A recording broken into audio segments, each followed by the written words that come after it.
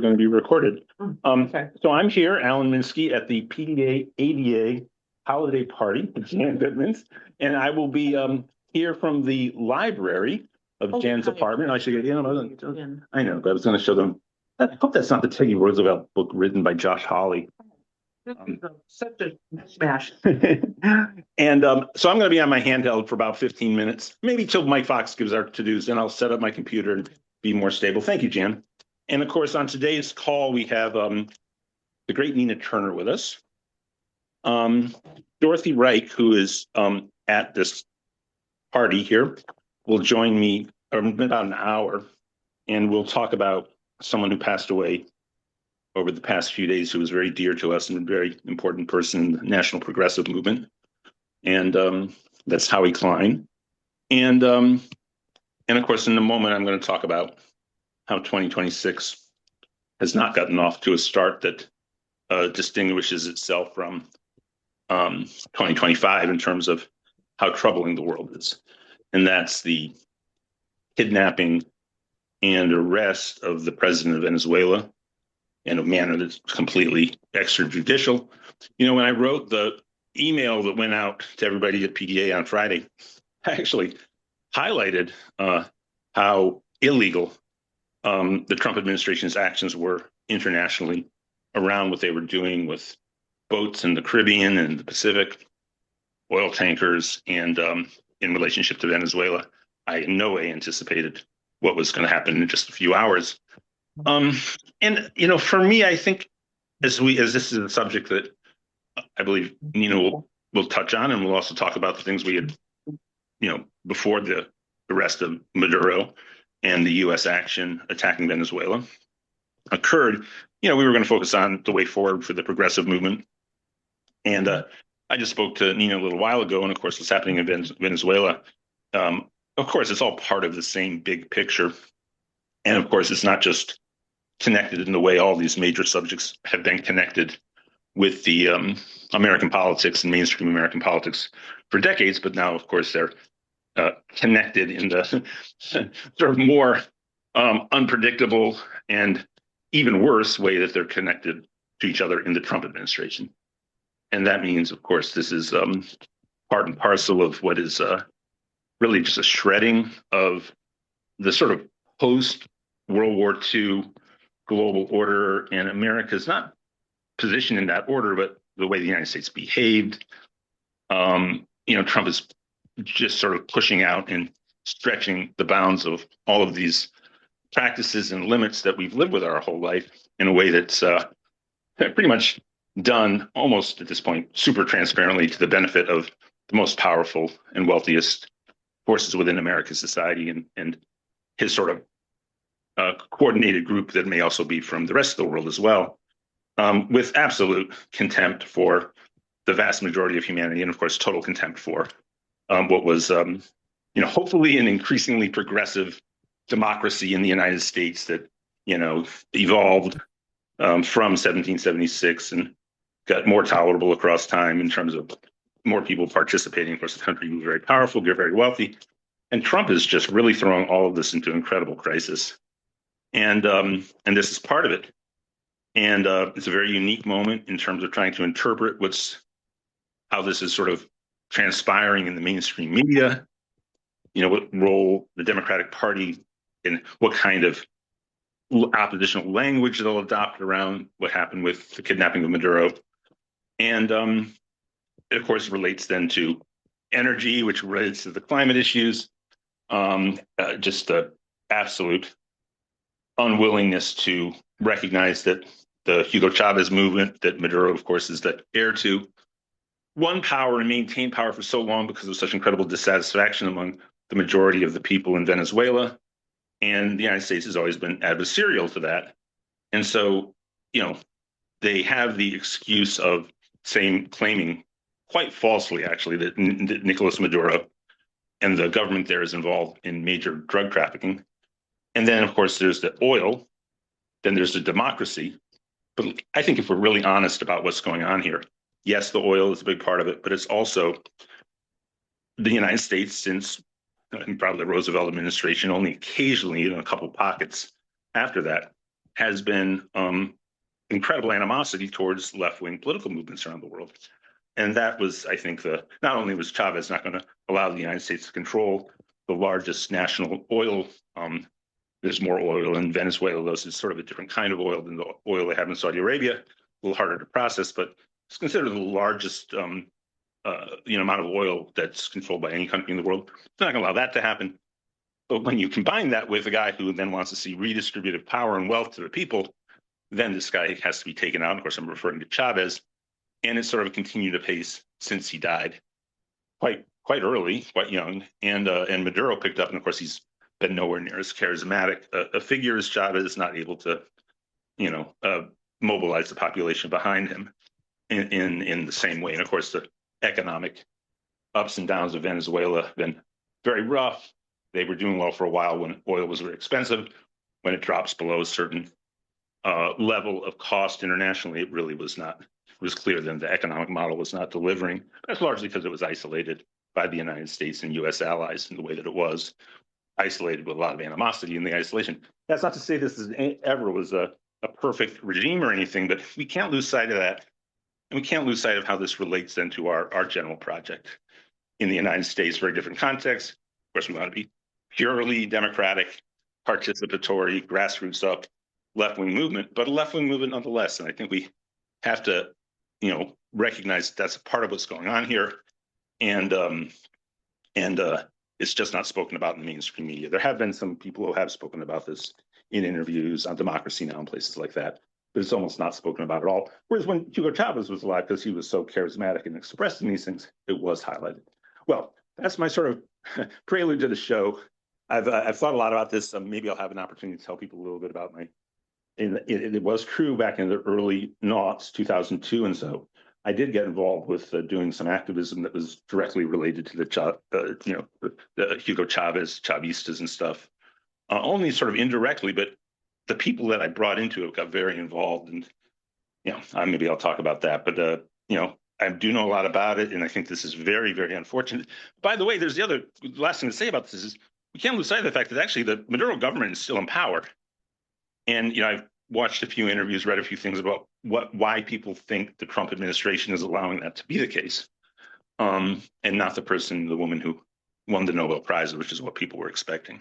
Well, hey, so I'm here in this library, and we'll be getting to Nina Turner about 1:15. Let me throw to Mike Fox right now for the PDA to-dos, and then Donna Smith, if Donna's with us, we'll hear from Donna, and then we'll hear from Nina Turner. Mike Fox, what are our PDA to-dos for this week? All right. Can you hear me? I can indeed. Excellent. All right. First and foremost, gang, and my apologies, my camera's going wonky here. First and foremost, as always, revel in the fact that you're surrounded by people who get it and generate some positive energy, especially if you're tossing anything into the chat. Please do show solidarity with folks. And we had a couple of problem children earlier. I want to reinforce, gang, that this is a solidarity call. And with that in mind, please keep your chats civil.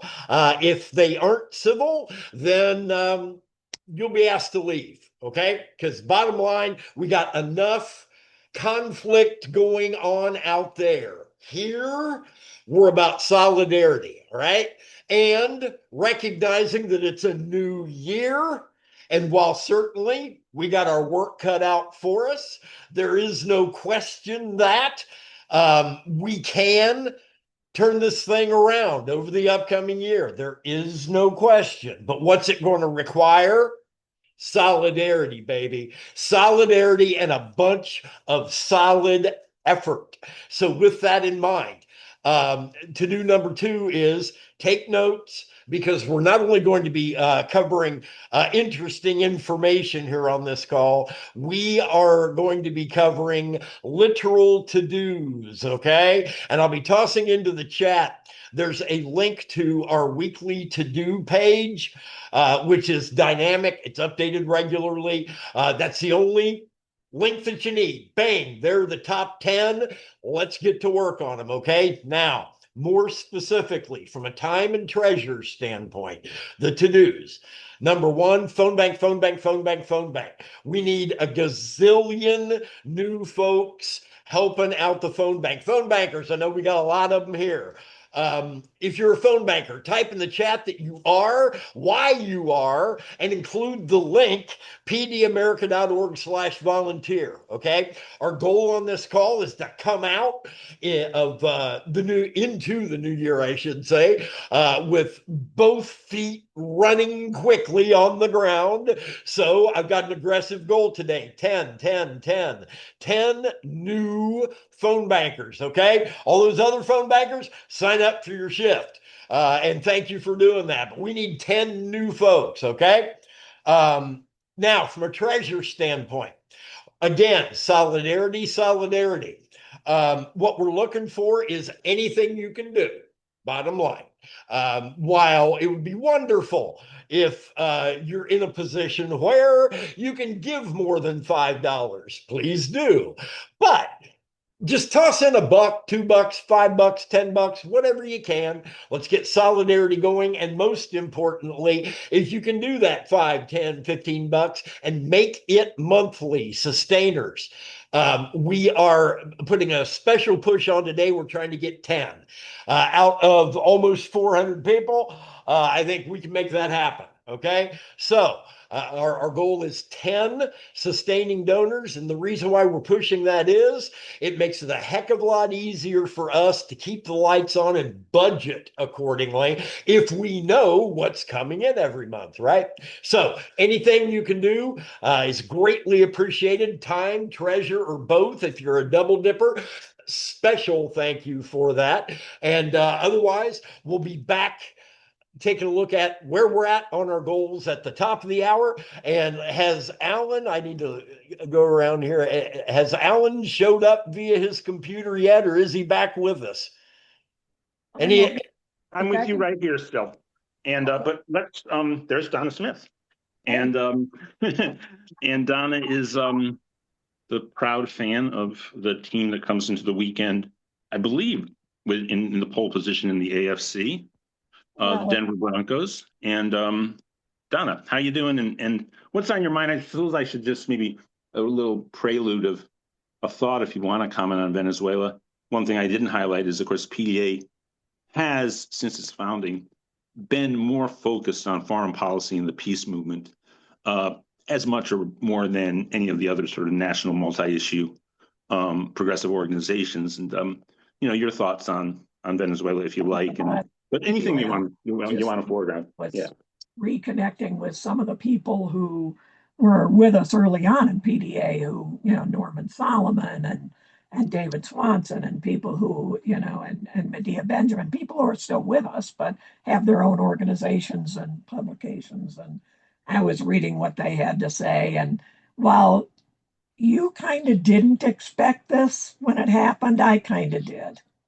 I don't know how many wars we're going to have to start or be a part of during this time when we're, as progressives, trying to bring more justice to the world.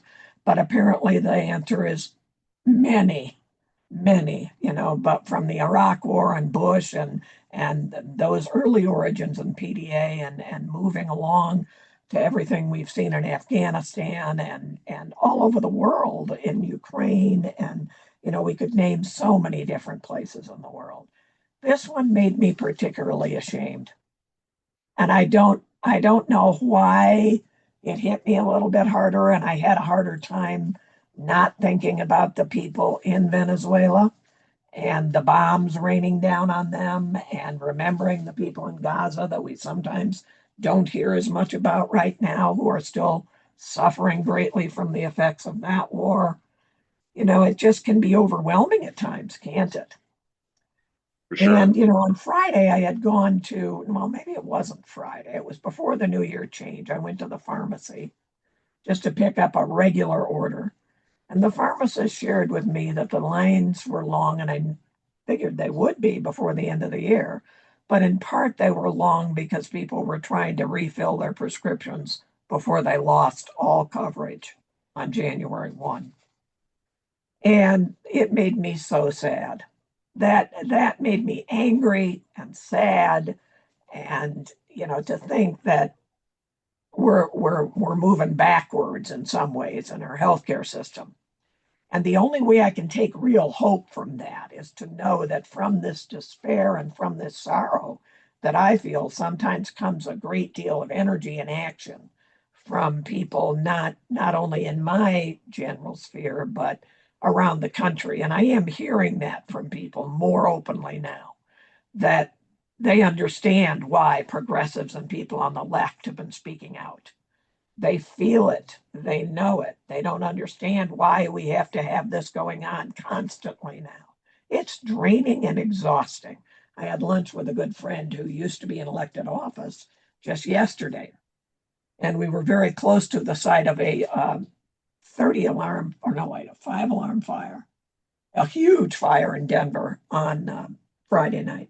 Terrible fire that took out a huge apartment complex. And how many firefighters were involved? There was still ash on the ground and things all. And I kept thinking, what if we go to that perfect world where people have no access to, the perfect world for the conservatives, where people have no access to those common services that we all need and deserve in the society. And we got to stand up for each other, folks. It's hitting too deep. It's going deep into the world. And I know I feel scattered because I think there's so much going on that we're supposed to be distracted, right? And I'm not distracted. I'm more thinking there's so many things that I need to put attention to. So help me and help yourself find those candidates and find those issues that we can really focus in on. Put that energy that right now is feeling so cumbersome, put that out there into the world, into giving those folks the support. If you have money, give them money. If you have money today, give a little money here if you can. But give people support and your work if you can on the phones, walking, talking, and to your neighbors who may not have the medicines they need. I'm sharing some inhalers that are almost to go out of date that I probably shouldn't, but I'm doing it anyway. Can't wait to hear from Nina Turner. And Alan, thank you so much for all the time you spent this weekend too, working on the Venezuelan issue. It's horrible, isn't it? I mean, yeah. But I also keep being reminded there's a lot of fight back in this organization and a lot of fight back in our country right now. We got to hang together and keep fighting. And AOC, I think, put it best over the weekend when she sees this as all about oil, distraction, don't want people to think about losing health insurance, don't want people to think about the Epstein files, don't want people to think about a lot of things. So we're going to have them focus on Venezuela. So sorry to the people of Venezuela that apparently our leaders needed a distraction. Anyway, back to you, Alan, and let's keep fighting. There we go. Yes, indeed. And it is a crazy moment, of course, because it is a moment where around the world, obviously, the balance of nations very few nations were supportive of what Trump did in an overt way. And Argentina, a few other, and there was some criticism, not enough from some of the more powerful countries, but some darn overt opposition from some powerful countries and powerful people around the world.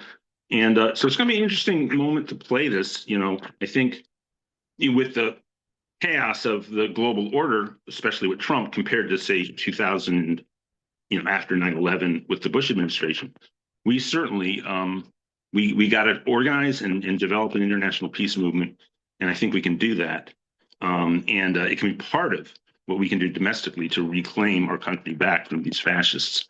And always great to hear your thoughts, Donna. Thank you so much. And by the way, I'll if you're around, and as we go to Q&A, I'll see what you have. If you want to have a question for Nina, I'll call on you in a few minutes. But Nina Turner, the person who is such a powerful force in American society and in American politics that sort of the reactionary forces in the Democratic Party organized their strategy that they continue to deploy against progressives initially to take on Nina Turner. And as time passes, Nina, I don't know how you feel about that, but it's it's a historically true thing I think I just described, and I think it speaks to the fact that you have a perspective on American society that the powers that be know is too compelling.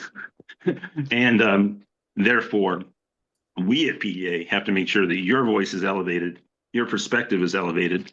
And what do you think about the world at the top of 2026, the possibilities for the progressive movement?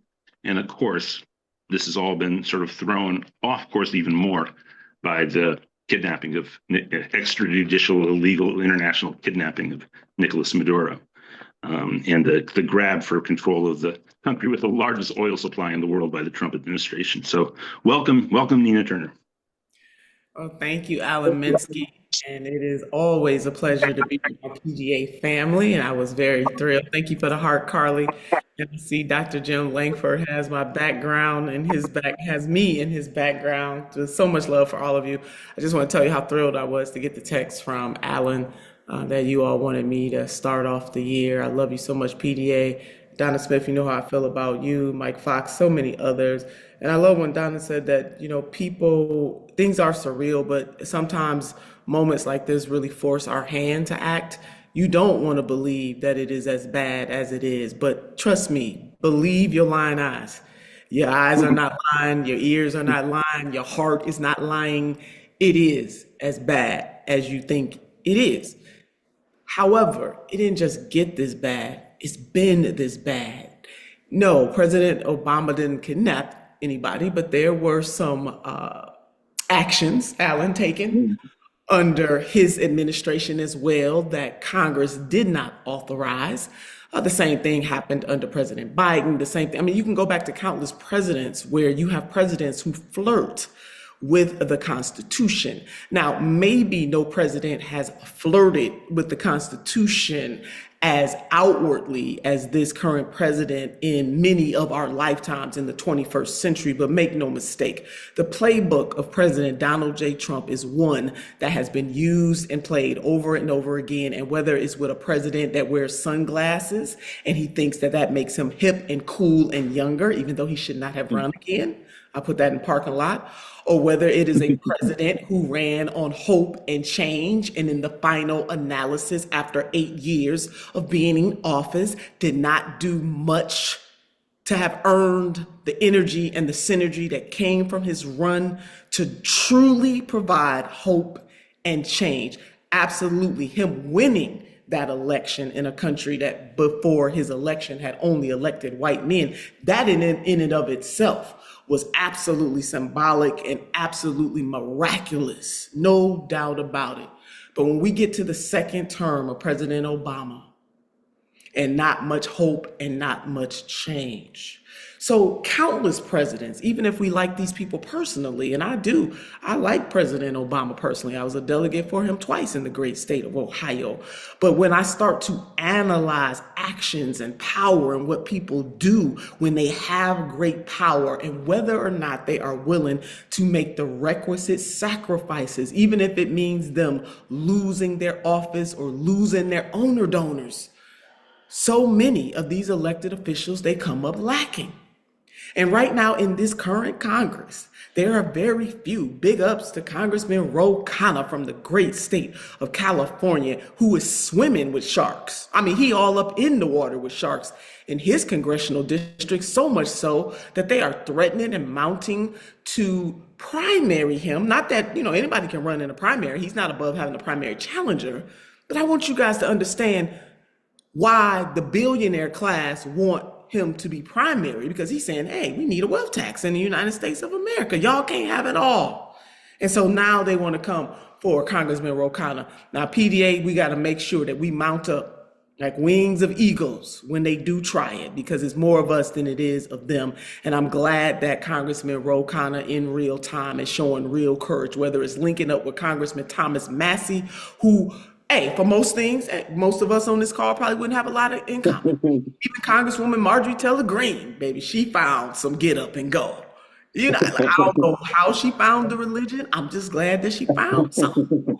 Because we have so many Democrats who find no religion. They are AIPAC, bought and sold. They are NRA, bought and sold. They are just bought and sold by the oil lobby, the military industrial complex, you name it. Somebody owned most of these people. So we have got to find a way on certain issues, because I was, what can progressives do? And I want to read you some excerpts from some of the things. I wrote this fabulous Substack article to start off the new year. Michael Fox or somebody on the team, if somebody could find that and put that in the chat for me, I would appreciate it. I had planned to talk about something else, but I, ended up talking about what I think is going to take for not just a progressive agenda, but a moral agenda, one that has a moral clarity. It is wrapped in what Alan and Dr. Harvey Kaye has written about regarding the 21st century economic bill of rights built on the foundation of President Franklin Delano Roosevelt.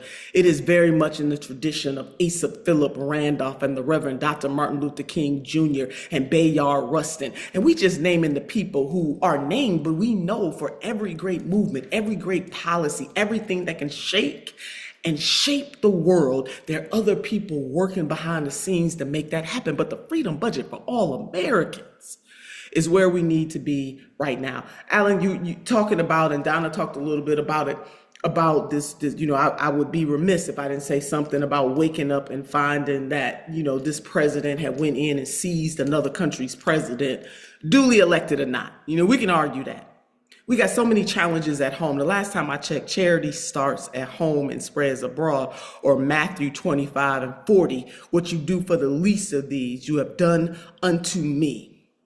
So we have suffering in the United States of America. We have unfair policies and systems in the United States of America that by our standards put our people on death's door every single day. We want to talk about other leaders in other parts of the world and how they treat their people. Absolutely. Love to have a conversation. But I need charity to start at home before it spreads abroad. We know that this is nothing but a pure geopolitical power grab. Let's just call it what it is. And I want you to imagine that when is the killing of 40 people and capturing another country's president all right? When is that not a declaration of war? I want you to imagine if somebody came up in here, although some of you might want that to happen, but if somebody came up in here and snatched up President Donald J. Trump, I want you to take out how you feel about the man and his policies. This should be about his policies and how he misuses and abuses power.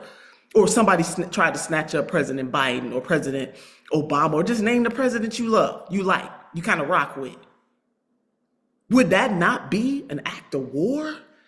If somebody just came up in here and said, you know what, the United States of America, you're very hostile to Muslims all around the world and we don't like it, so we're about to bomb some stuff.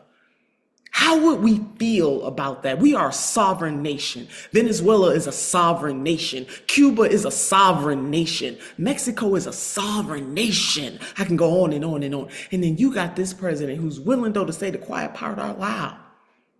We gonna run Venezuela until we establish leadership.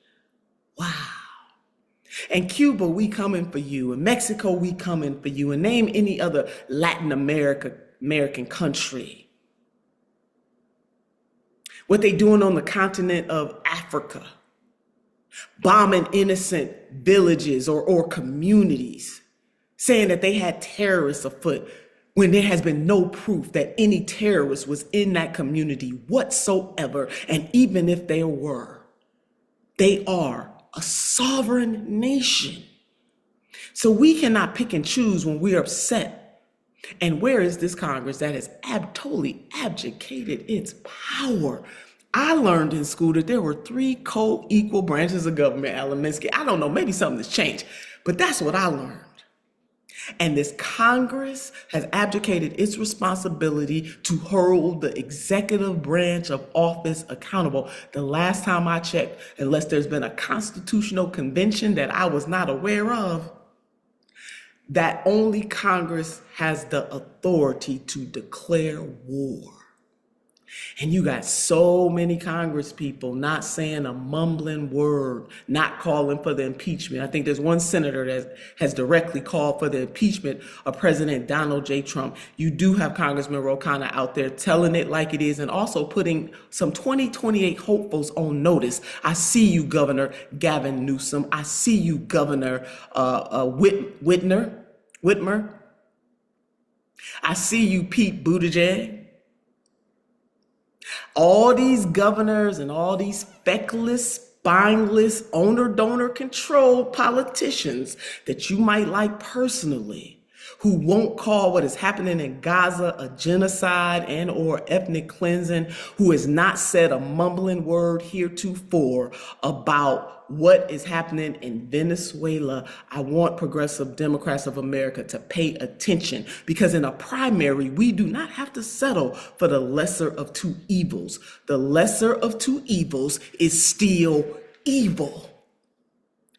And if it does come to a point that we do have to settle for the lesser of two evils, I would like us to know that we settling for the lesser of two evils and not make excuses for the lesser of two evils, because that is a problem. And progressives are starting to adopt the same bad habits of the neoliberal class that we call out on a regular basis, rightfully so. So, Alan, it is absolutely just incredible. And this is about the oil. It is about geopolitical positioning, because China might get a foothold. So we're going to beat China to doing the wrong thing. You know, my maternal grandmother used to say, if your friend jump off the bridge, are you jumping too? Yeah. Do we have a right to have some geopolitical concerns? Absolutely. I would never say that. But do we have the right for our American president to do what he just did to Venezuela, or any other president that went in and did some things and said that they were doing it to protect us? What happened to domestic tranquility? Do you know what makes us less safe in the United States of America? It is the hatred that is building up all around the world based on our actions towards other nations and other people. And we got to check ourselves. So I just need 5 good minutes. All of that stuff is extemporaneously off the top of my head as I'm thinking through this thing. Did not expect to be talking about Venezuela, but Venezuela is a canary in the coal mine, just like Gaza. Just like other things that this president and other presidents have done heretofore to make us less safe, and to take our tax dollars and mess with other people when we need somebody to mess with us. We need somebody to lower the cost of prescription drugs. We need somebody to cancel student debt. We need some of that money. I mean, can you imagine? I want you to think about how these greedy people, because we shouldn't begrudge anybody wealth. I grew up poor. I am not trying to die poor. I want to make that declaration to my PDA sisters and brothers. It is a painful thing. It is not pleasant. It is sad. It is cruel. So I'm not trying to die poor. I'm talking about unfettered greed. I'm talking about theft.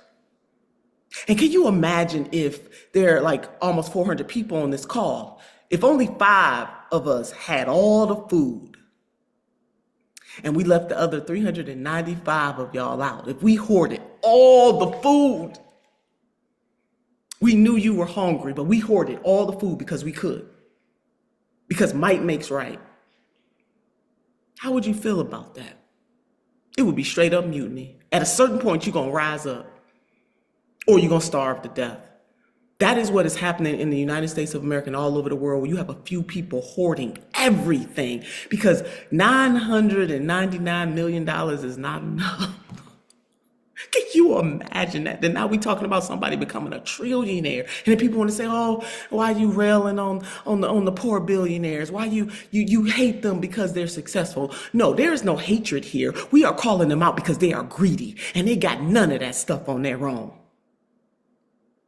And it is immoral. It goes against the golden rule. And we call ourselves a Christian nation, and all the major religions of the world, whether it's Judaism, whether it's Christianity, whether it's Islam, there is a golden rule that goes through religion that sounds a lot like the Christian Bible. What you have done to me, you have done to the least of these, or the golden rules, do unto others as you would have them do unto you. And we, the people, are going to have to stand up and mount up, because these people are not going to change it on their own. Okay, 3 more minutes. So this is it. So just a little bit of my Substack. Let me just also say this. Washington, D.C. is occupied territory, and we got to treat it as such. We are at war. This is good versus evil. This is right versus wrong. Washington, D.C. is occupied territory. And we have got to be willing to do something about it. So at the end of each year, I tend to get reflective. After reflecting in 2025, I came to the realization that 2026 and beyond are time for radical truth, radical love, and radical care. So, Alan, that is my answer in summation to the progressive movement. Radical truth, radical love, and radical care. I want to walk through what I mean by that by laying out how I see things. I see the genocide in Palestine, Congo, the Sudan, and my soul cries.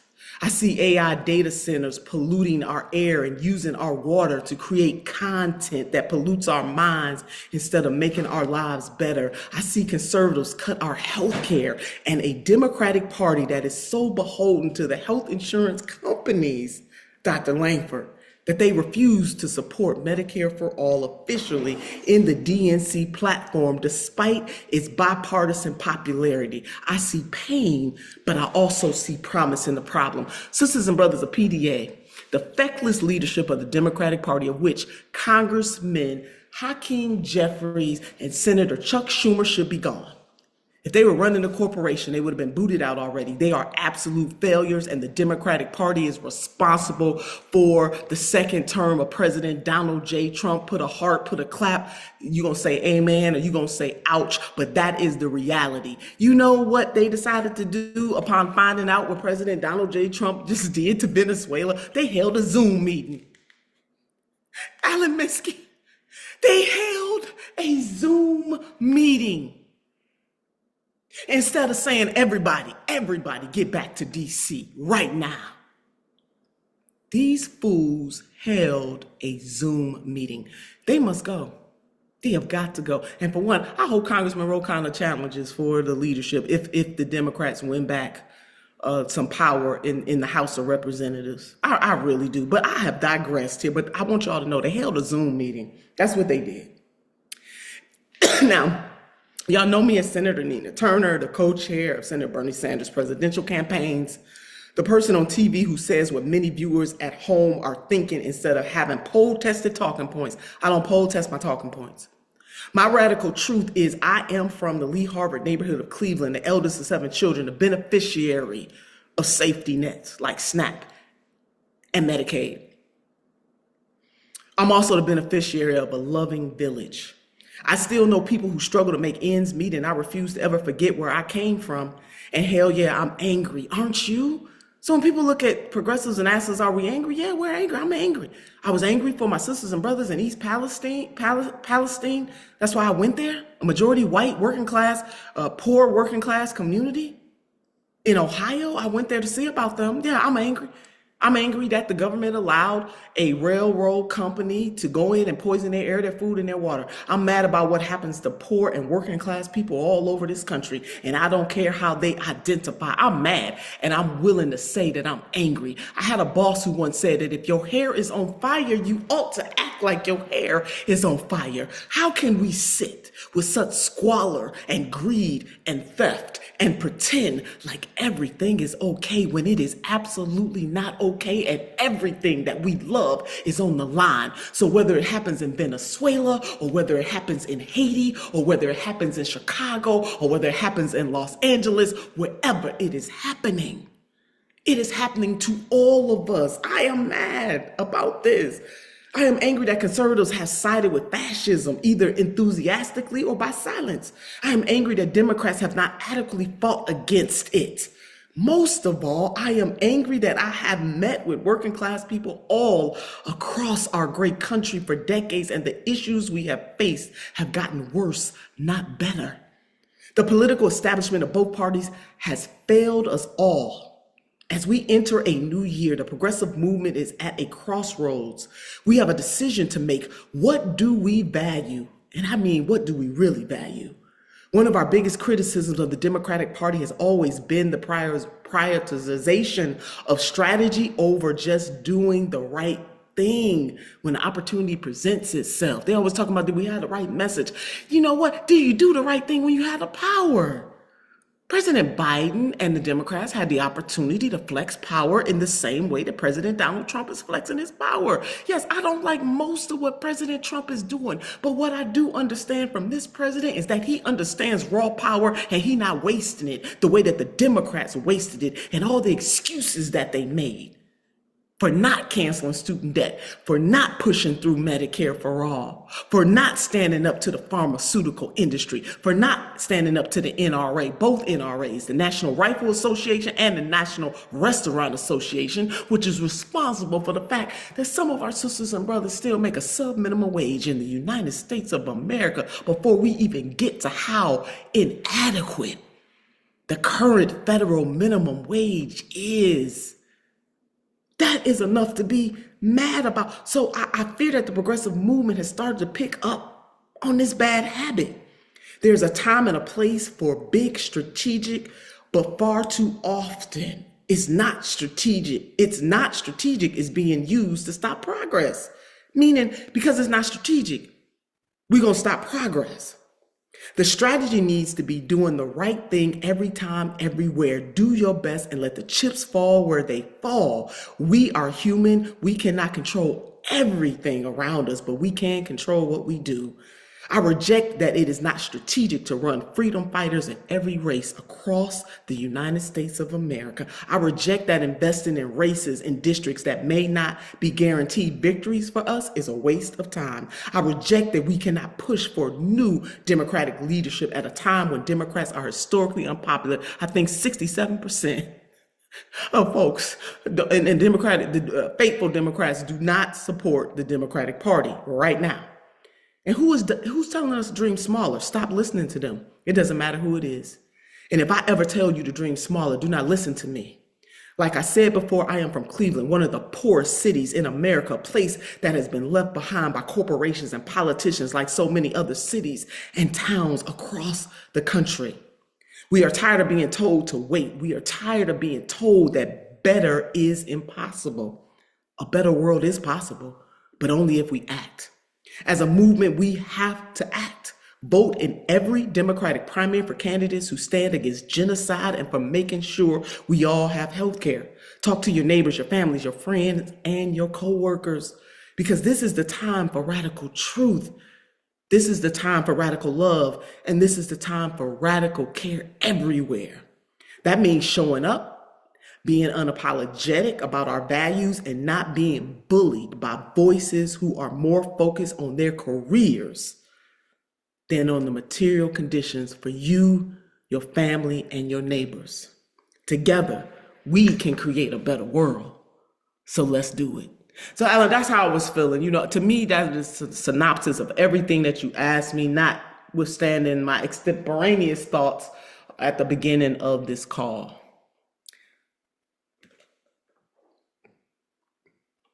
You're on mute, Alan. You're on mute. You're muted. Oh, here I am, and I thought I was settling in. Well, now I'm settled in, and I can see you, and I'm on my computer, and that was beautiful. And I just said, and I'll say again, now that people can hear me, that it not only was beautiful, but it's absolutely spot on. And look, you know, there's somewhat of a tradition on the left to not lean into issues of morality. I think that's such nonsense. Because, I mean, why do we support, why do we oppose poverty? Why do we, we oppose poverty. It hurts people. It's better for them not to be poor because we care for them. It's a moral thing to do, right?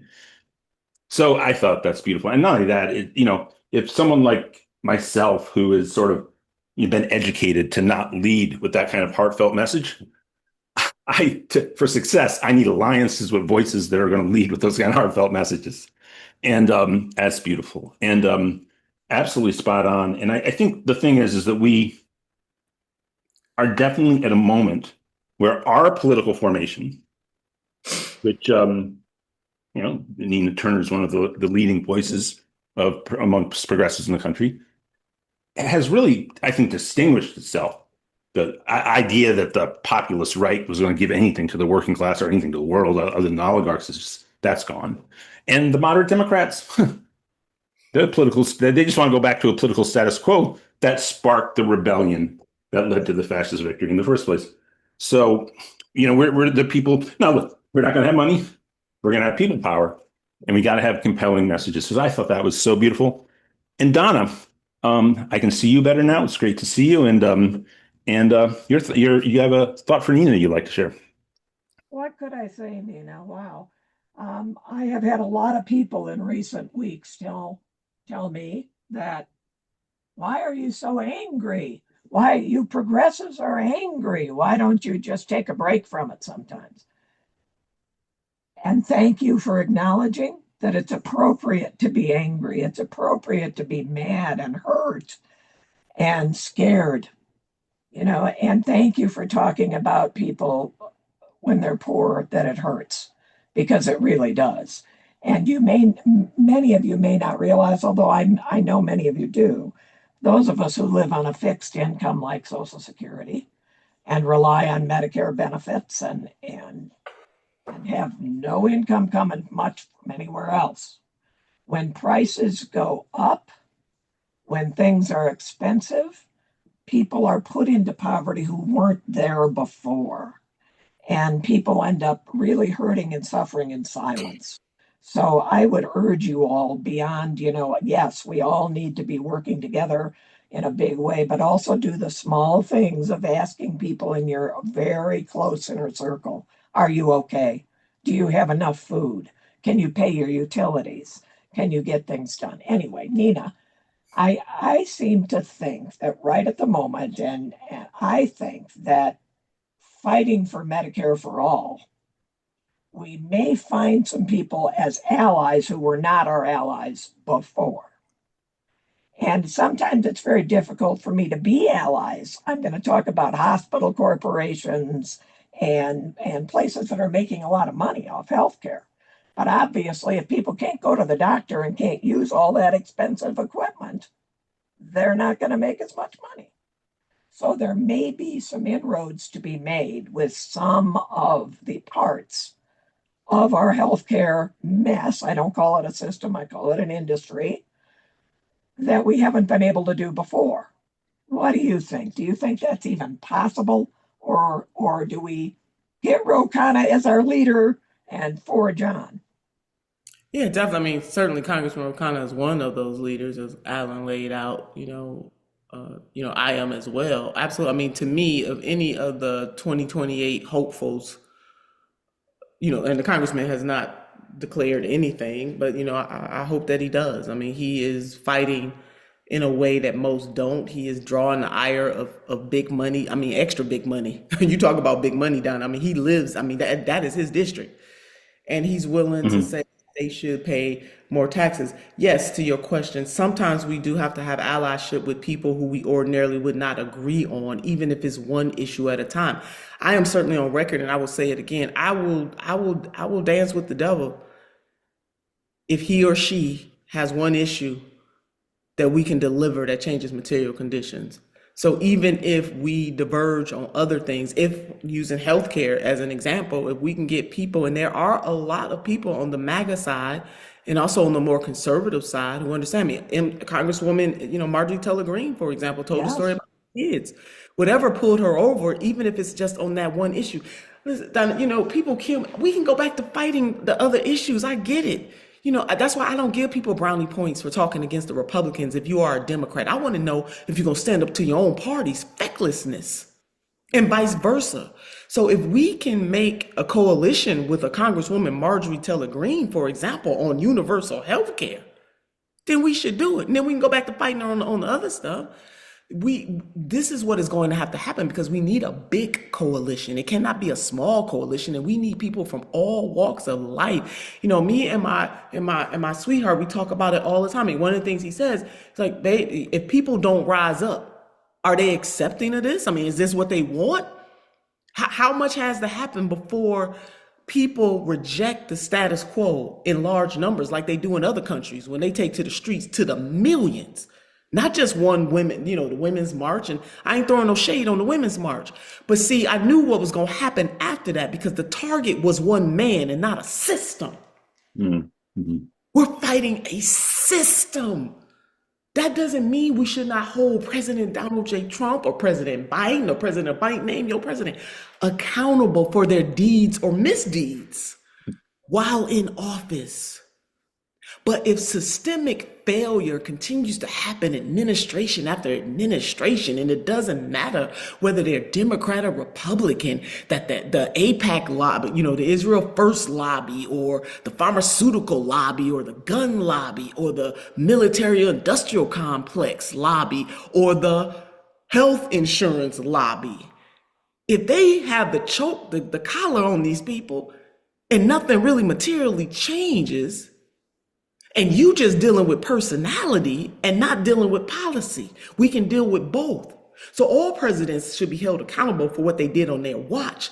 And there's a larger system that we're fighting, Donna. That was a long way for me to say, we need to be strategic enough to make book with anybody on a few issues, and we can go back to fighting them on the other issues after that.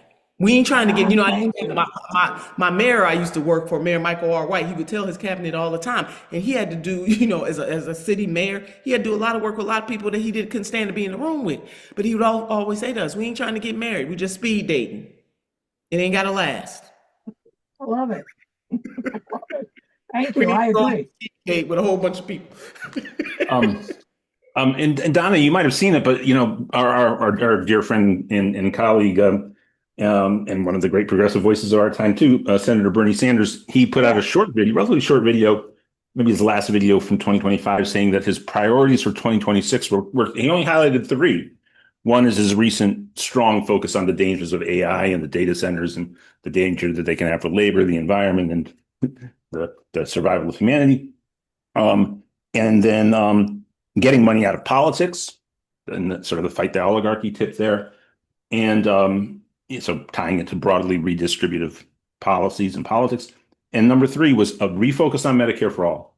And actually, we had a congressional, great PDA endorsed progressive congressional candidate running in Missouri's 4th District, Hartzell Gray. And I know that Hartzell, if you can unmute Hartzell, trying to ask you to unmute, there you are. And, hold on. Please unmute Hartzell if you can hear us. I know you. Hello. Can you hear me? Yeah, and I know in your campaign, like Bernie, and like what Donna just probably part of the reasons for really highlighting this is as we have the healthcare costs going up and more Americans dropping off of healthcare as we hit the top of the year 2026, just the necessity of making clear to the general public there's really one thing that's going to solve the healthcare crisis in this country, because the health insurance companies are always, they're like whack-a-mole. You maybe contain them over here, they're going to go over here and always try to just maximize their profits and have a healthcare system where they don't care about your health care or your body and how you're doing and how you're feeling. Whereas universal single payer healthcare, I know that your campaign is all about foregrounding that. So Nina Turner, Hartzell Gray, I believe you guys know each other. I'm not sure if you do. Oh, absolutely. Sister Senator Nina Turner. It is always it's always so wonderful to be on the same call with you. It's an honor, privilege, pleasure. And I just want to, because there's nothing more I can add from what you said, Senator. I mean, you're the best at what you do, my sister. But I love what you said, and I think we really need to highlight this. This is war. That's what this is. And so we have to always stand up and fight back. And one of the things that I feel like is getting missed in this, when it comes to imperialism and colonialism, Senator Turner, I know you know this. What is the through line? It is an assault. It's a war on the working class. We say workers of the world unite. We have to unite around these international issues from Sudan, Congo, Palestine, Venezuela, Nigeria. Insert all the other places where the war machine has its disgusting grips on. And the biggest thing that I was trying to touch on yesterday at a rally we had here in Kansas City was that we have to now organize and fight like our lives depend on it, because they do depend on it. And one of the things that I said at the rally was everybody here, which we had over 100 folks. Yeah, we had almost 100 folks there, and I told folks that you have to find your organized home. And one of the things that we are so lucky to have here at PDA is that we have a home. We've got our political base. We've got the moral clarity, not the capitulation. Because yes, like Senator Nina Turner said, there's going to be a lot of supposed anti-war folks who have no problem with the action from President Trump. They just wish they could have maybe put their name on it first. And they want to say that that's action. No, action is divesting from the war machine, getting out of the business of genocide, and investing that money into our communities in Kansas City, our communities in Cleveland, Ohio, our communities in Los Angeles. And because when we do that with solidarity, with an intentionality, we can bring forth these transformational visions, like not just Medicare for all. I'm talking about the whole purview.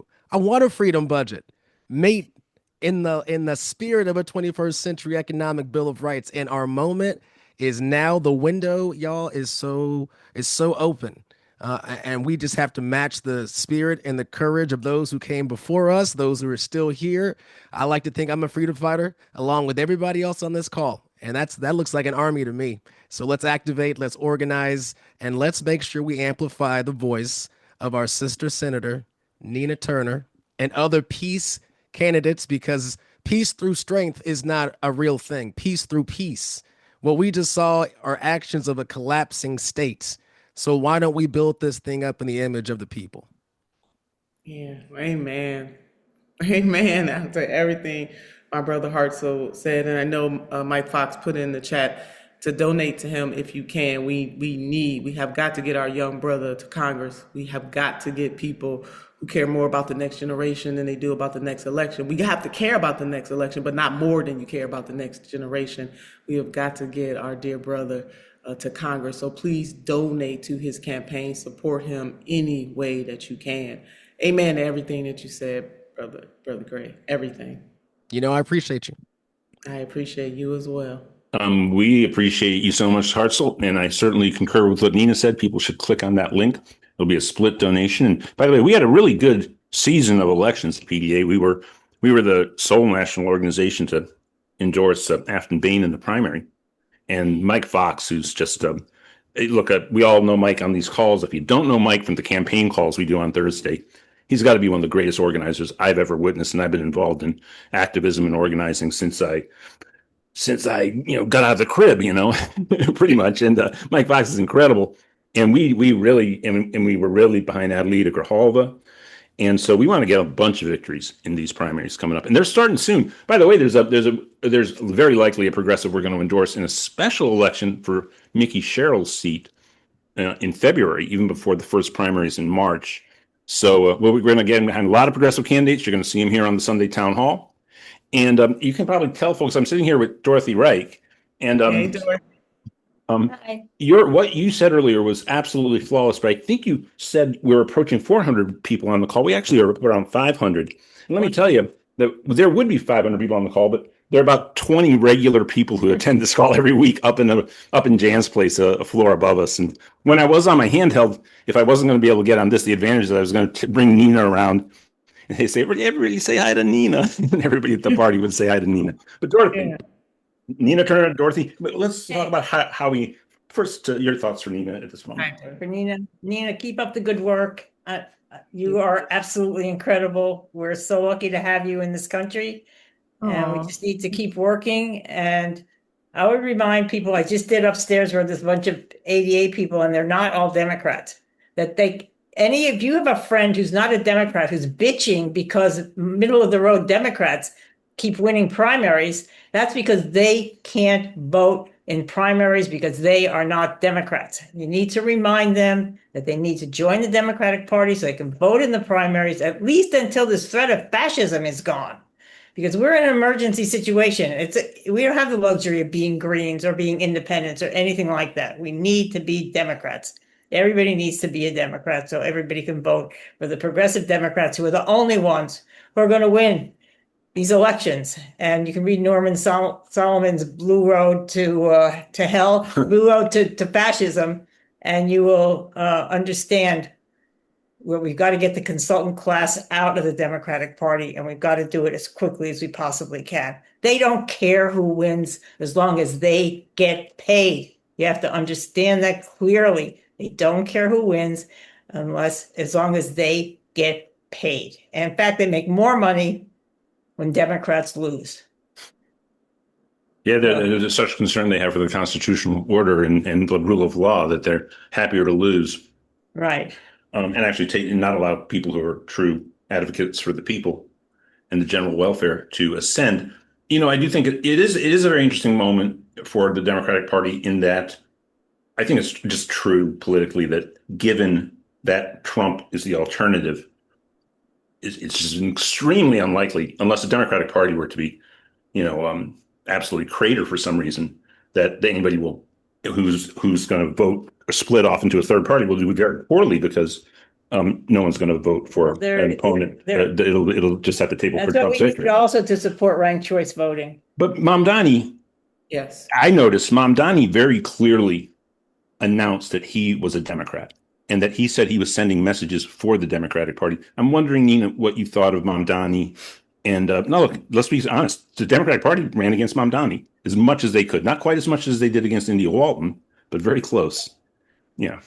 Yeah, no, you're right about that, Alan. And to what Dorothy said about, the consultant class, I agree with like 90% of what she said. I think for me, and yes, and the way elections are set up, and we have two private corporations that control our elections. Mm-hmm. So we're running up a mountain every single time. It should not be that way, but it is. So we do both have to have a recognition of what is and then also what is possible. We have to hold those two things equally.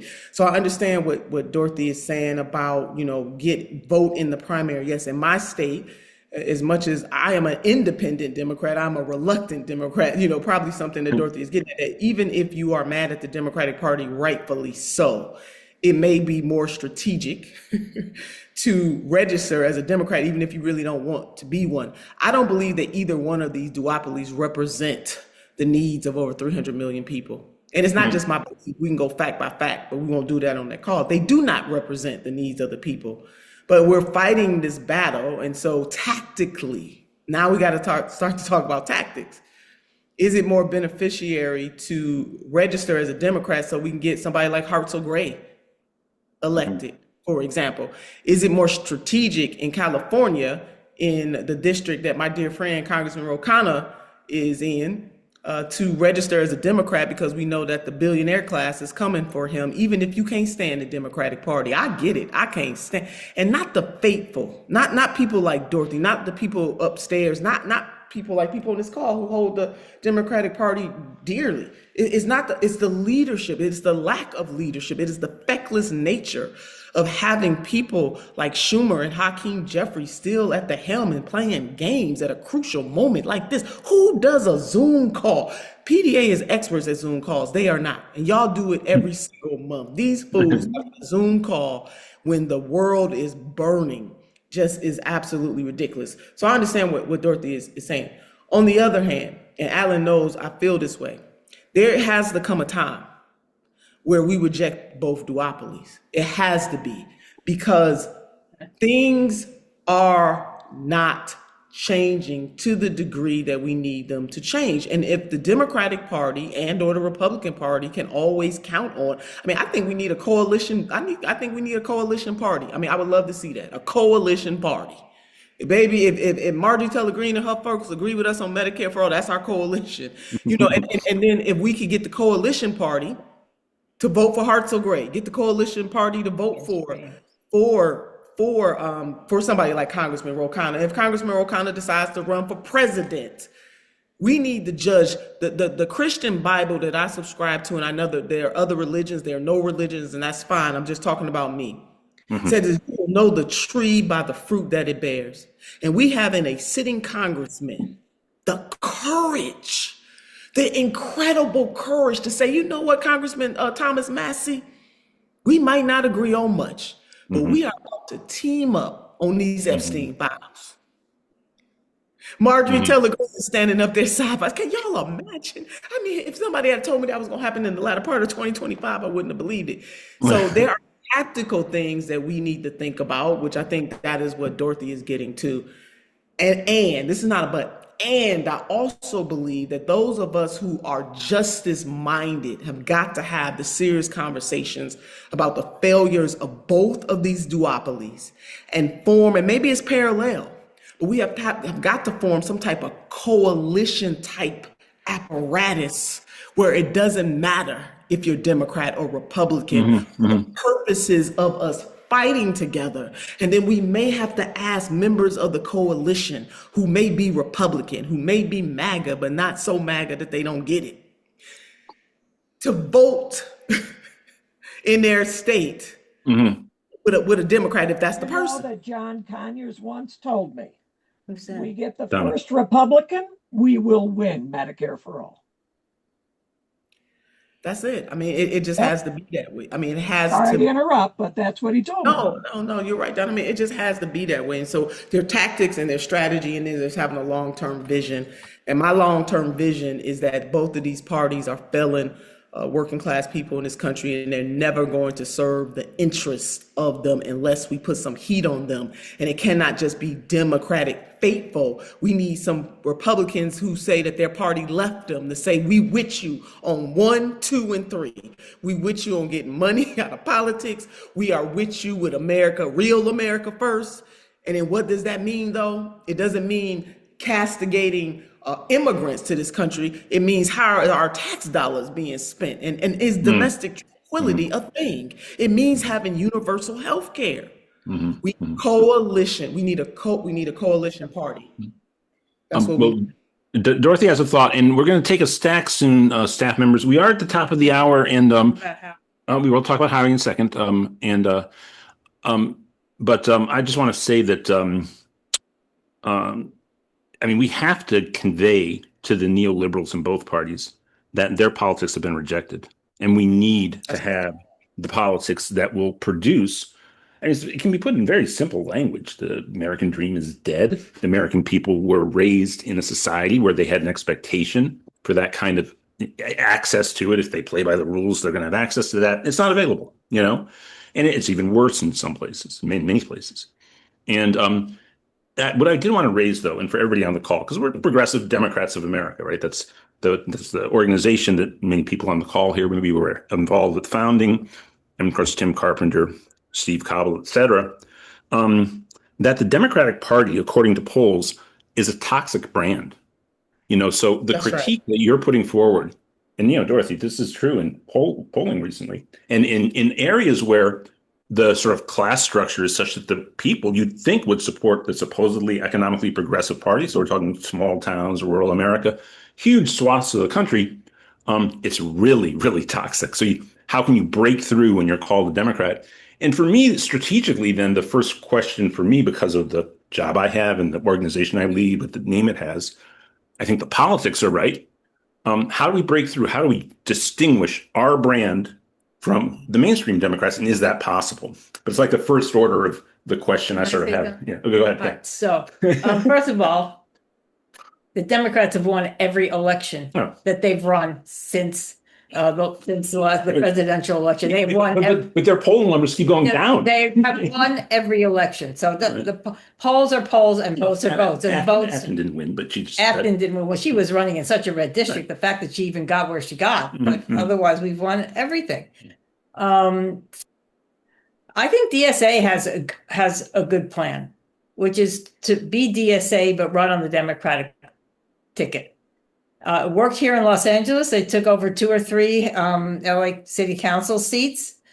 3, yeah. So that can 3 work, or 4, yeah. Because the principles of DSA are the principles the Democratic Party should have, and we need to listen to them, and we need to put that in our platform, and that would help us. That would help us reach young people, reach discontented people, because that's what people are looking for. Look what Mondami did. Nobody even knew who he was. He was polling at 1%. The whole entire Democratic Party, the National Democratic Party, ran against Mamdani, and he won. And he said what he thought. He said that he supported the people of Palestine. He didn't mince any words. He said he was running against the oligarchs. He said he would tax them. He said he was going to freeze the rent. He was going to make buses free. He was going to have free childcare. And he won overwhelmingly. If anybody watched that inauguration ceremony, and you can see the whole thing on Amy Goodman on Democracy Now!, it will inspire you. I was actually dancing around my living room. The sun actually came out for 10 minutes in California, and as the inauguration started.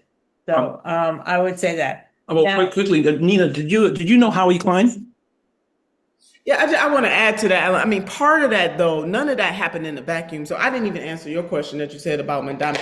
What worked in New York, the policy positions are right, but that might not exactly work what worked in New York, New York. We talked about our sister, India Walton, who they stole the race from. She flat out won the primary and they stole the race. And not a lot of people came to her rescue either. Let me put that out there. And so while I have immense respect for DSA, have worked with DSA, PDA, I agree with Dorothy in terms of we just got to collaborate with each other in a stronger, more, it's like being on a team, but if the team doesn't huddle and the coach don't get to tell us the plays, we cannot say we're on the same team, but we don't huddle enough. So PDA should be with DSA and Working Families Party, I think, as well, and others. We got to get in the huddle. It's not that we don't have enough people to do it, but we got to huddle each other.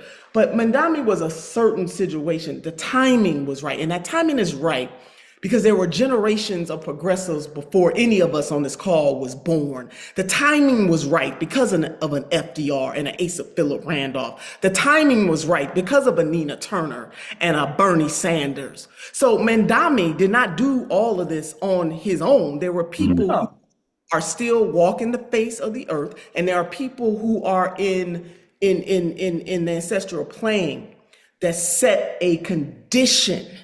And then he had a lot more support than people like an India Walton because of where he was running from. So it was both what I believe is in his heart to do. Don't get me wrong. I'm not trying to take that away from him. I mean, I met the young man on the trail for Senator Bernie Sanders. And there's an and here. It wasn't just like he mysteriously, people didn't know his name, but the table had already been set. That's just like, Dorothy, you planting some food and it's some grew, and then I come in there and pick the crops and say I did it. That is not how that happened for Mandami and anybody else that's going to come after him.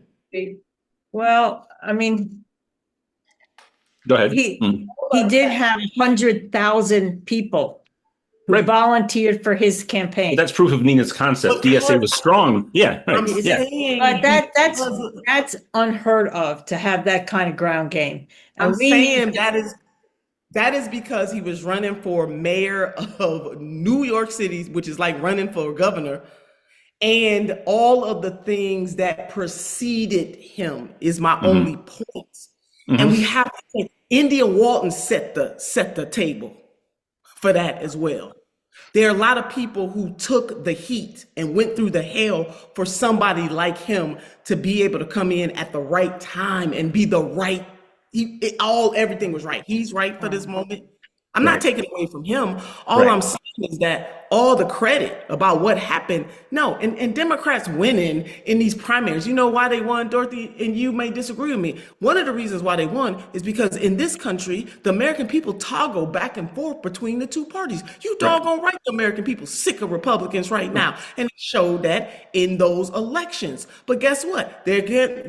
Alan is absolutely right. Democratic Party brand is toxic. So I don't believe it is about worshiping a party. It drives me mad.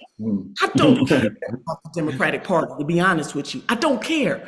There are ways to a means. What I care about is universal health care, not allowing corporations to buy up housing, not to allow trillionaires to exist and be okay with saying it, making sure we have universal health care and universal child care, and that workers can organize without fear of losing their jobs, and that we increase the federal minimum wage, and that we understand the scourge of anti-Black racism. Now, if the Democratic Party is the vehicle, Yeah. that's the car I'm riding. Right, right. It's the only car we got. I Well, don't. we got to make it that, because it isn't Not the that. only It car hasn't. we got. Well, What my point is, Dorothy, and I understand your point, and I want you to know I respect your point. What I am saying is that the Z's don't care. Generation Z could give less than a care about the Democratic Party or the Republican Party. All they know is that they don't have the same opportunities for success that millennials have, which millennials went through hell during the Great Recession, and Gen X, which is my generation, and boomers. They want to know who's going to do the thing. So we cannot press a party affiliation as much as we got to press a policy. This has to be that's how we're going to build a coalition. We're going to say to people, I don't care who you signed up with because you had to. I care that you care about people putting insulin on credit cards. I care that children are going to bed hungry at night. I care if you care about the 500,000 people who are homeless in this country. And if that means that tactically it is the Democratic Party, then so be it. But if tactically it is not the Democratic Party, then so be it. Look, I want to chime in here and say, I think what you're saying is absolutely what the message you're conveying right now, that I think Nina's conveying, is something that the Democratic Party and everybody who wants to see it defeat Trump, because it's the vehicle, has to hear and has to understand, because we will just be left with a Democratic Party that will once again lay the table, that road to hell for Norman Solomon's describing. And look, J.D. Vance with Peter Thiel as his backer versus the erraticness of Trump. I mean, Trump is, obviously uniquely dangerous in his own uniquely dangerous Donald Trump ways. But, will someone like Vance with Thiel's backing be an even more dangerous fascist organizer of society? I think he will. Sorry, an Ohioan there. I think the Republican Party is pretty toxic right now, too. I think Alan, one other quick point, and I know we got to get to the stack, is that we have a Democratic Party that wouldn't even release the autopsy. Right.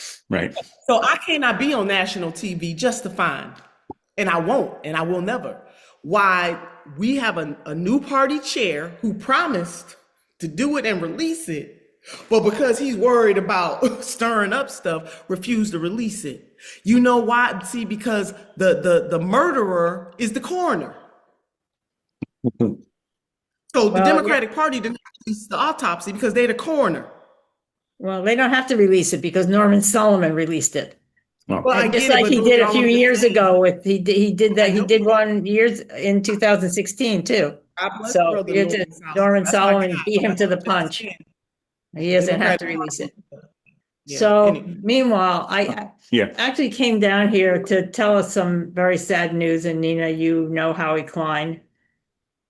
And Howie Klein was one of my very best friends. And we lost Howie on Christmas Eve. Oh my goodness. Great man. Great person. I'm still heartbroken. I'm still typing his name in the BCC when I send out emails to my list. And I can't quit him, He's there. I said to his friends, he picked a hell of a time to bail on us. But he's gone. And I'll just read you the thing I posted the morning after I heard that Howie died. I got the call yesterday at 1:23, 123. Howie died 20 minutes ago. Grief, disbelief, they rhyme. I met Howie 20 years ago and we were instant friends. He told me I was one of the 4 people whose calls he always picked up. He booked the bands of our generation when he was at Stony Brook. He took his drug proceeds and bought a VW van and toured Europe and the Middle East, having incredible adventures, sharing meals with warlords in Afghanistan and macrobiotic diners in Amsterdam. He made punk rock a thing, and always there was politics and friends and good deeds and love for Roland. He was loved by so many. here's a short piece he just posted. Well, so there was more. He was an incredible human being. And I was so blessed to know him, to be in his orbit. And we've had a huge loss. And Howie, for sure, he spent so many hours interviewing. When people would call me and ask me for money and say they were progressive, I would give them Howie's phone number and Howie would vet them. And so many progressive candidates talked to Howie and got his approval and got endorsed by PDA and other progressive groups. And here's a funny story. We gave him an award at our PDSMM meeting. So everybody was looking forward. It was a big event, or a couple of hundred people there. And we were looking forward to Howie talking to us. And he said a few words, and then he brought forth a candidate he was backing, this woman called maybe a girl, who was running for Congress against Laura Friedman. And Laura Friedman was there unbeknownst to me, and I could see her behind all the couple of hundred people leaving as maybe a girl, came up and gave an incredible speech. She of course didn't get elected, Laura Friedman did, but that was Howie, always backing the best candidate and supporting them with all of his heart, and raising money at Act Blue for candidates. Not Act Blue, I'm sorry, Blue America PAC. And I miss him every day, every morning when I wake up. He's there with me, and he always will be. Thank you, love, Dorothy. Thank you.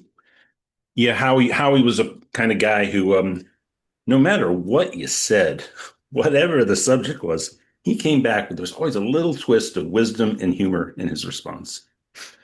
And an event that I believe you were at, Nina, up in Burlington, the first Sanders Institute gathering. I was actually at one of these little stand-up tables with just Howie, me, and Bernie.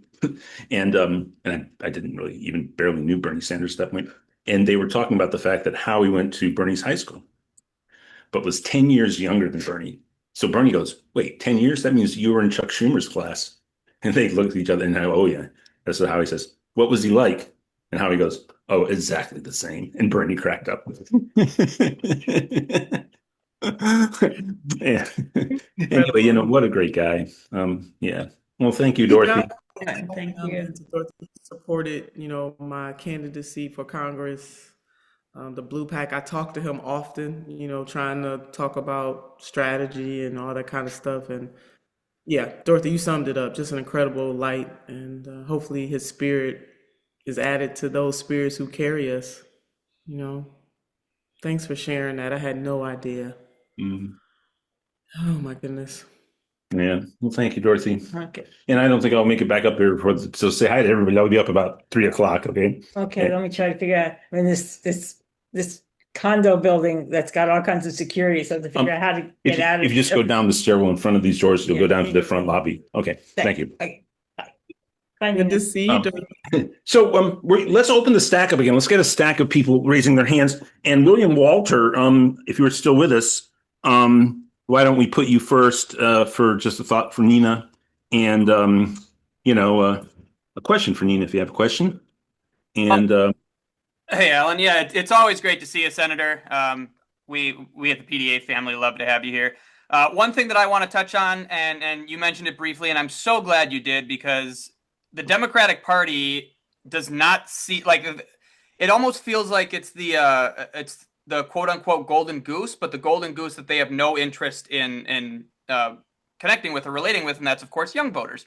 Alan and I were just in LA for the winter meetings, and I would wager I was one of maybe 5 to 10 people under the age of 40 that was in attendance there. They consistently claim to want to win over young voters, and consistently say that they're doing everything they can to win over young voters. Speaking as a very young millennial, I'll refer to Gen Z then. But more often, it appears that young voters are meant to be seen and not heard, right? They have their handful of token influencer young voters that they uplift on Twitter and Instagram, that build up hundreds of thousands of followers overnight just to regurgitate whatever the message of the party is.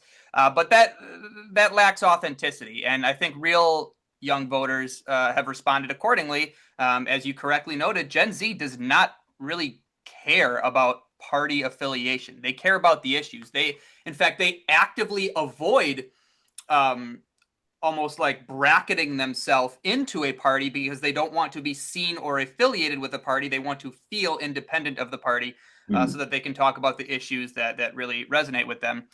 How can we get the party, if they won't listen to actual young organizers like Hartzell and myself, they won't listen to progressive champions like you and Alan and Roe and Bernie Sanders, what do we do? How do Well, we wait, break I don't think that last part's true, especially obviously with Nina and Bernie. I mean, Bernie became the most popular politician with young Americans. I mean, obviously Barack Obama was hugely popular in 2008. Right. Popular with the young voters. I'm saying it's clear young voters side with these individuals, but it's also clear that the party still does not. How do we get the party to recognize the imperative? Yeah, no, that's a great question, William. I wish I had a quick answer. The young Democrats are definitely more progressive, and I'm talking about the young Democratic arm of the Democratic Party that is constantly pushed to the side. They're not funded by the mainline Democratic Party. They were the first among the Democratic apparatus to come out against the war, the genocide happening in Gaza. They got chastised for doing that. The Democratic Party does not fund them, and those are your peers. And I'm not talking about. I know you're talking about the influencers that they cling to and they put out front. These younger people that are part of the. And I forget what's the exact. I'm running a blank on it. I don't know if it's YDA, Nina. I was at the Young Democrats of America convention in that's what I thought. Philadelphia this summer. Yes. And it's funny you should say that because I would wager 4 out of every 10 delegates were first-time delegates. Yeah. In fact, literally, they asked at the front of the stage on one night when we were doing general session, how many people is this your first convention? And about 40% of the room raised their hand. You could take the stance, oh, great, more young people are getting involved. That's awesome. Or you could take the stance, where are the veterans of this organization? Have they lost faith in the party? Is that why they're no longer attending? And having spoke to a number of these first-time delegates, they expressed that concern to me. They were like, I thought we were coming here to connect with other young people and figure out why we just lost to the worst presidential candidate in American history for the second time last November. And it doesn't feel like that's what's going on here. So you're exactly right. The organization itself is very progressive and the members are progressive, but the party almost feels like it just wants to have this entity here that they can point to and say, look, we have young people, we have youth involvement. No, thank you for that, William. And I knew in my mind, I kept saying, it's the Young Democrats of America, but I didn't want to say it. But thank you for that. People like myself and Congressman Ro Khanna has started working with the Young Democrats of America. We're going to have to do more to help the Young Democrats of America get funding so that they can be independent. And I know that PTA has a younger arm of PTA, and maybe there's some coalition and collaboration. William, the short answer to your question is that the Democratic Party, the DNC apparatus is never going to do it. So if we're going to wait for them to do it, all of us will be dead and gone. But there is a way for why the Young Democrats of America and PDA's younger arm and other younger coalitions within larger organizations to build coalition and to help raise money. If YDA had its own money, then it could do even more separate and apart from what the DNC has done. And William, that YDA took some pretty public positions that was the antithesis of the DNC, and they got punished for it. So I definitely pledge to do deeper work along with Congressman Ro Khanna in helping YDA raise its money. But the mainline arm of the DNC, they're full of it. They got to be exposed, but we can't depend on them to help the younger Democrats. And we have an interesting event perhaps coming up. I'm trying to bring the next convention to Milwaukee, but that stays here, PDA family. And if we do manage that, I might have to hit up a Senator Nina Turner to be one of our keynotes, because I would love to have you be able to come to my hometown once again and be able to share your wisdom with all the young Democrats. Would love that. Definitely keep us posted. Well, let me just chime in here for a second, and we'll go to John, and then we'll go to Carly, and then we'll just go down the stack. But you used the metaphor of a football huddle, and I wrote an article with that as the central organizing principle for what I think is the strategy I was laying out. This was right around the time Mom Downey won the primary, that we have basically an institution that is structurally, to a degree, not entirely hostile to progressives in the Democratic Party. And we've learned that since there was a big effort at Democratic entryism right after the Sanders first run in 2016 and 2017. And the experience of most of the people who tried to join in the party at that point, and of course, PDA was central to that narrative. And we did represent a sort of block of people who had been inside. But once Bernie ascended, the people who tried in most states were met with really a cold shoulder, you know. And so how do we overcome that? And the strategy that I put forward in the article after Mamdani one was that we have to have basically outside, inside, outside organizations. So as you try to go in, you have to then move back out and you re-huddle. It was exactly the metaphor that you used, Nina, that we have to huddle, we have to meet.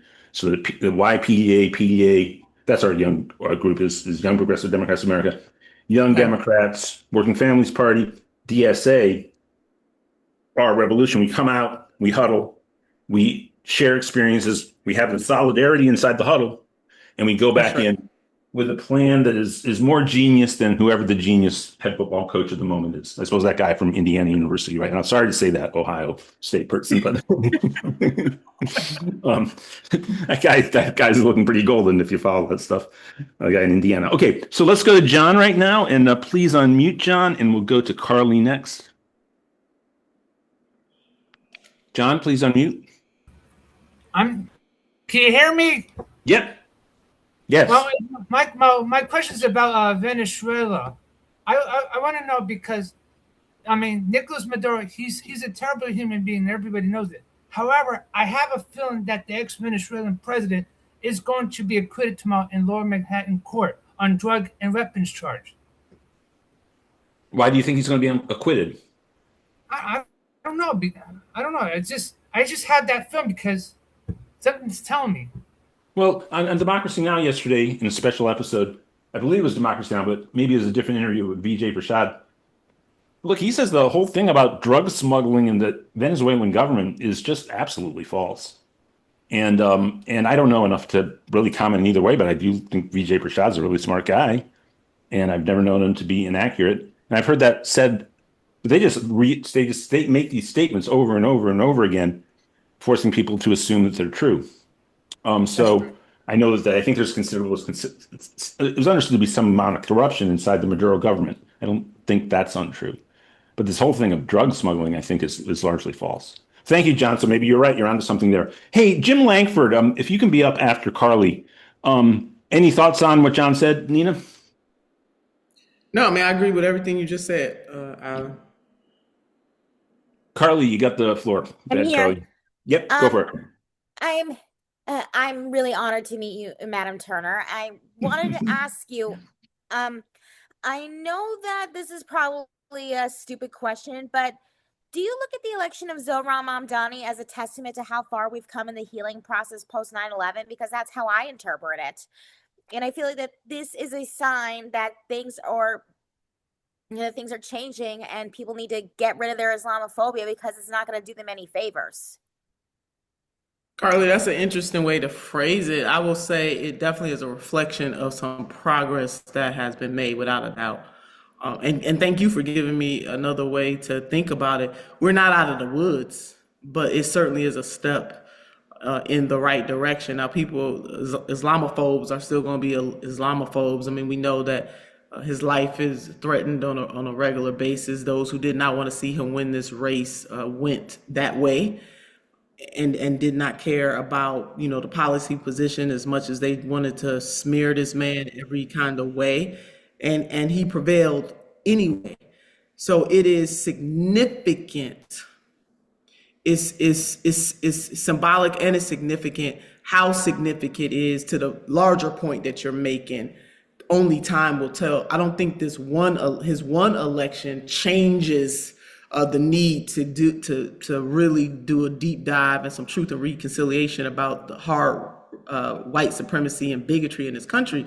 but it certainly is a step in the right direction. And my God, New York City, New York City of all places. So yeah, this it says a lot, but we still have a longer way to go. But I love the way you're getting us to think about this. It's a step in the right direction. It's not sufficient for all things dealing with Islamophobia or any other type of bigotry. Anti-Semitism is Only just as one big of a seat. problem, and I know that Ramam Dani is working on it. But what I don't understand is how can people refer to him as a Jew hater if he's had a transgender rabbi on his team? Because I don't understand. Maybe I don't understand what modern day anti-Semitism looks like because I'm used to the dirty Jew jokes or the greedy Jew jokes and swastikas being painted on people's doors. I don't know what modern day anti-Semitism looks like. So my time is up. I'll stop there. Thank you, Carly. Again, while Jim Langford, can you unmute Jim? And I know you had a question for Nina, and I meant to get to you earlier, Jim, if you're with us still. And Carly, we'll hold the second question that Carly asked for after we hear from Jim. Jim, you're up. Yeah, I'm still here. I really don't have a question. I just want to gush for a minute. Go for it. Every time I see Senator Turner, I get a thrill. And I wanted to thank you specifically in your opening comments, you were addressing morality. And that is something that is a huge gap in a lot of our conversations regarding policy, because policy is important. But I always remember your comment that you made, and that is we go hard on policy and soft on people. That sticks in my head every time I deal with people, and I'm in the medical profession, and I deal with people who have different ideology than me, and I have to find compassion and empathy to work with them, even though I don't agree with them politically. And so I frequently remember in my mind that your phrase go soft, hard on policy, soft on people, and it works. And I just get thrilled every time I hear you speak, because you are so inspirational for me. And anytime I need a little bit of a gumph, I go for a walk, I take my phone with me, and I listen to your speech, when you basically led us out of the People's Summit back in 2017 on that Sunday morning, and it brings me to tears every time.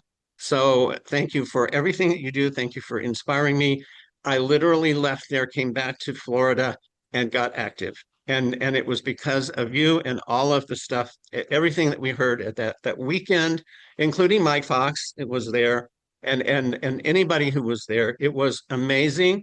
But your speech on Sunday morning was what clinched it for me. And so my activism is related to your speech that morning and your inspiration to me. So thank you very much.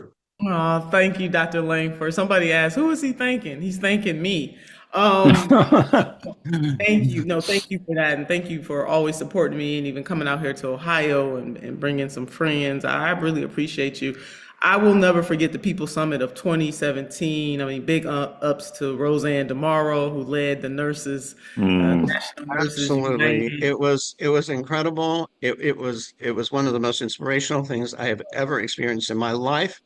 It included you, it included Brokana, it included a whole panel of speakers, all day for 3 days, breakout sessions, and Roseanne tomorrow, and Senator Sanders on, Saturday night when we were all Yeah. getting ready to leave the next day. But your speech to us Sunday morning was just incredible. So Thank you. I take it, I pull it up on YouTube, and I listen to it. I go for a walk, I come home, I feel 10 times better.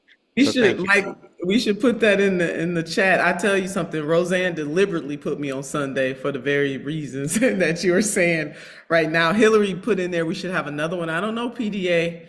I know Roseanne is retired from this Jim, kind I of was stuff, there but maybe too. you Yeah. all could spearhead. Hillary agrees with me. She was there Sunday morning, Yeah. and every time we talk about it, she reminds me that she was at a table, pounding on the table, just like a lot of others, people standing on the table, crying. and you walking through the crowd, it was amazing. So It was one of the anyway, greatest that moments. we all appreciate you down here in Florida. We love you to death, and Love you um, all too. I'm I'm going coming to back reach. soon. I'm going to reach out and invite you to one of our Progressive Caucus meetings in here for the state. They Love it. really would love to hear from you. So Oh, thank you and so they are a great group. I was just down in Florida at the Healthcare Now event, and the progressives that Jim has really worked to organize in Florida that he's working with now. It's an incredible group. Um, Incredible. Doc, can you put that link in the chat? People are asking for it for the and People Summit 2017. I'll and go to YouTube and get it. Okay. thank you so much. And I was there too. Donna was there. She chimed in too. So it was an Yeah, I incredible saw event in Donna. a vast hall. Yeah. And let's now go. Wait a Actually, minute, Alan. Can PDA take a breath and say thank you, PDA, for recruiting Bernie Sanders to run for president? And how wonderful is it all these years later to see Nina Turner here with us? Oh my God. Look at Love you what guys. we did. So, Nina, is this not reinforcement? If we work together, we can do Yes, it, right? it is. We can do Yeah, it. The People Summit was great. the People Summit. PDA, you all need to think about resurrecting something like that. Progressives have not come together in that kind of magnitude since 2017. yeah, no, we did a sizable event in Chicago, but not as big as that one. Of course, it was. Yeah, I mean, with that kind of, it Yeah. was just. Yeah, no, for sure. And we will work on that. We got to get there again. You're absolutely right. Heck, let's make it even bigger. So, Donald Smith, who, actually very, very powerful, anti-war PDA activist and general progressive activist from the state of Washington. What's on your mind, Don Smith? Please unmute, Don. Yes, okay. I just wanted to point out that to reiterate something that Ro Khanna and also Tom Hartman had sent statements out about this, that although both of them strongly condemn Trump's invasion and other actions in Venezuela, but unfortunately this sort of warmongering has been bipartisan for decades. Throughout the world, the U.S. regards the entire world as its legitimate sphere of influence. It bombs, invades, launches coups, and sanctions countries worldwide. The U.S. has occupied 1/3 of Syria for a decade with help from the SDF. But we don't allow Russia or China to control even their own borderlands. We overthrow governments there. In Ukraine, we armed Azov Battalion. And Ro Khan had also sent out a tweet warning about Nazis in Ukraine.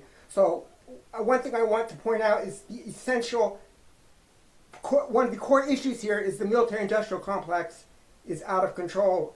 Healthcare, not warfare, is what we need to concentrate on. And progressive Democrats need to realize that they've been lied to about the war in Ukraine. I know this is not a popular thing, and a lot of people hate it, but they've been lied to about it. The CIA engineered it, and they did a cover-up. And I hope somebody here, hope Alan lets someone else, maybe Tom Hart, and maybe Jeffrey Sachs, or Medea Benjamin, or maybe me, explain all that. And I know We've had Medea on our town hall since Russia invaded Ukraine, and we're an organization and we have our positions, and then we're made up of members. And I think you yourself are a progressive Democrat, and you obviously feel differently. So I'm not quite sure what the agency is of the person you're saying or the people you're saying are progressive Democrats have been misinformed. I mean, you're a PDA member, and I'm sure you don't feel you are. So, and I may differ with you on the policy, but we have a broad array of people on different perspectives on Russia and Ukraine. But I think you're right, and the majority of PDA members are, broadly speaking, supportive of Ukrainian sovereignty. Thanks, though, Don, and we can pick that up another time. Any thoughts, Nina? No, I'm good. I picked up what he was putting down. I'm good. Yeah.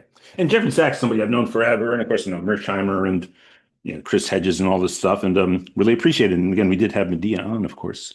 But hey, let's go over to Heidi. You're up next. And after Heidi will be Neil Penn. Please unmute, Heidi. Yeah. Yeah. Very good to meet you, Nina. I've heard that you were in Maine a while back, but that was a long time ago. So it's honored to be here. At any rate, I'm here because I'm wanting to ask you what what we can do to get Ro Khanna and Ed Markey's Green New Deal for Health put forward, and if you might be able to help support that. Well, one of the things, Hi, just quick, I mean, we have to get Hartzell Gray and others elected to that Congress. We got to get people in Congress that Congressman Ro Khanna can work with. You need a team. Now, the Progressive Caucus, the Congressional Progressive Caucus, and this is me saying that, not PDA saying it. And while there are some members that I know that PDA works with, that caucus overall has failed. It was an epic fail. They failed in my second race. They just failed. And so we need more people who are willing to push and set the foundation for the moment when the Green New Deal and other ideas like that can be manifest, can materialize. So that's it. We got to get more people like Hartzell Gray and others who are running for Congress who are willing to put the people ahead of their next election elected, who are willing to throw down for the people. That's how we're going to get that kind of policy. But in the meantime, on local and regional and state levels, where possible, portions of the Green New Deal can be made a reality. So let us not forget that. As a team in the huddle, again, we need to huddle more. And I can't wait. I got to go back and read that article of yours. Even though ultimately we want a federal Green New Deal, we want that. Got to have it, without a doubt. In the meantime, in between time, though, we can go to communities throughout this country where people who believe that we need a Green New Deal, and I don't care, and I'm deliberately not saying party affiliation, and have the intestinal fortitude, the ovarian audacity to pass a certain level of it on their level of government as we continue to push the feds to do it. So it is getting more people elected like Hartzell and others who will go in their full throttle and push for these kinds of things. And it's working locally, regionally, and on the state level where we can to get components of the new Green Deal passed on local and regional and state levels while we continue to push for a federal Green New Deal. Thank you. Fantastic. Neil Penn, please unmute. Oh, you're unmuted, Neil. Go ahead. Good afternoon, Senator Turner. It's always a pleasure to hear you speak. I love the way you synthesize a great perspective and making no bones about it. Moral indignation is what creates the urgency of this moment. As I hear you speak, what comes to mind is in Howard Zinn's classic People's History, this is exactly the type of consciousness that led movements to succeed despite it being an uphill battle. Thank you for all you do. Yeah. Well, thank you for, I guess Alan Neal just had a comment to make. Thank you for that, Neil. I appreciate that. Yeah. I'm not running away from moral indignation anymore. Not that I run away from it, but sometimes, it's low, not as high, not as loud, because you get labeled. People like me, I got labeled an angry Black woman. As Donna pointed out, progressives are often asked why y'all angry all the time. I submit to my family right here on PDA that if you are not mad about what you are seeing happening in this country and the world, something is wrong with you. Nothing is wrong with those of us who are mad. Something is wrong with you. And if we take the progressive label off of the policies that we are pushing for everybody, whether they believe in it or not, the majority of Americans, and Dr. Langford, you correct me if I'm wrong, it's over 60%, I believe, of the American people have said that they support Medicare for all by name. Yeah, it got 64% in a recent poll. Yeah, that's correct. By name. Over 70% right now, a CBS poll just came out, over 70% of American people are against military action in Venezuela. I know I'm conflating things, but I'm just bringing these things together. Mm-hmm. So that means that as progressives are continuously maligned, I want us to know that we are right and they are wrong, whoever that they are, whether it's the fascist directed Republicans or the fascist carrying neoliberal Democrats. They're wrong, and the majority of the Americans are with us. They just might not label it progressive. So again, that's another tactical thing, Alan, that we Right. as progressives cannot. Just as I don't believe we should be married to any party, Right. we can't be married to the label of progressive when it comes to if I'm knocking on the door of somebody in East Palestine and I know Right. that 90% of that community voted for President Donald J. Trump, Right. but the Right. water just got poisoned, the air and their soil. I ain't gonna sit up there and talk about progressive values. I'm gonna just say that now your house is not worth as much. Now you got medical bills that you didn't expect because now members of your family have rashes and hair coming out, and now your soil and your air, all of that. Don't have to put a progressive label on it because now you know what the corporation should pay for it, and government should be the referee to tell the corporation you are fouled out, and we gonna get you. When I went to East Palestine, Ohio, family. Those Republican voters were not asking for less government when that train derailed in their community. They wanted to know where the hell the government was Right. and Right, who for was sure. going to be held accountable. And thirdly, who was going to make them whole. I know it's not the easiest thing with the experience you had. And I'm just reminding people on the call, Nina Turner was going to win a special election and be in Congress. She was going to be on the floor of the U.S. House of Representatives right alongside AOC and Ilhan Omar, Rashida Tlaib, et cetera. And, why did they do what they did? Because it was coordinated, and it was really coordinated, folks. And Nina, you don't have to agree with this because I don't want to put you in a position to sound conspiratorial. The PDA people on the call know I am not a conspiracy theorist. But Representative Fudge was going to go into the administration, and that's why there was a seat opening up that Nina was going to run for. And she was approved by her committee long before she was ever then introduced to the Senate, right? To have a general vote to pass her through and go into the administration. Just going through the committee and flying through the committee, that's usually what takes time. Once you go through it, the next day you can get a vote on the Senate pretty much and go through. And then the seat would have opened up. They held back Representative Fudge's moving from the committee approval to a Senate vote. And I believe, I suppose it's Schumer, who's the head of the Senate at that point, and usually there's another senator oversees calendar. So that senator at that office in Schumer's office held back the move to the general vote because they were going to look for a candidate because they hadn't had anybody who could compete with Nina Turner. And if it happened quick, Nina was going to fly into a victory. And the reason they did all that is not because not because they thought your message didn't resonate with the people. They're doing that because your message resonates with the people. They know it resonates with the people. In fact, so powerfully that a communicator, somebody with your communication skills, and this idea of, again, having an angry voice. Obviously, you're one of the most charming people I know. You're funny and delightful and very knowledgeable and all that stuff. But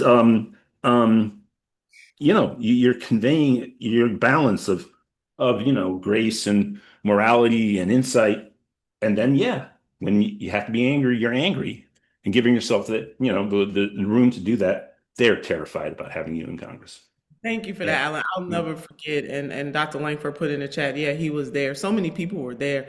When I tell this family that they sent out a flyer against me every day, people were calling me. They actually put out a flyer, Alan. I don't know if you remember this, that said that I was against Medicare for all. I was against raising the minimum.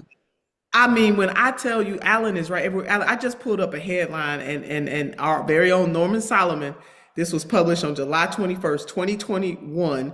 So that special election, that you speak of. Right. And it wasn't the Republicans, the Republican governor at the time, Governor DeWine, the law is very clear in Ohio. He could not call for a special election until the seat was actually vacant. Right. The Democrats in the Senate held up. Democrats did this. Right. But the headline from Norman Solomon, who's afraid of Nina Turner? ? Corporate Democrats, the Israel lobby, and Big Pharma. Big Pharma, the pro-Israel lobby, and Democratic power brokers like Jim Clyburn are going all out to stop Turner.